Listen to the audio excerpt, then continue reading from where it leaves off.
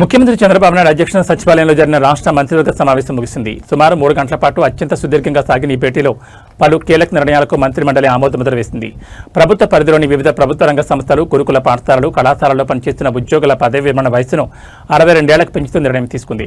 రాష్ట్రంలో పర్యాటకాన్ని అభివృద్ధి చేయడంలో భాగంగా విశాఖపట్నం, చీరాల బీచ్లలో గోవా తరహాలో బీచ్ షాక్స్ ఏర్పాటుకు వీలుగా ఎక్సైజ్ పాలసీ మార్గదర్శకాలకు కేబినెట్ గ్రీన్ సిగ్నల్ ఇచ్చింది.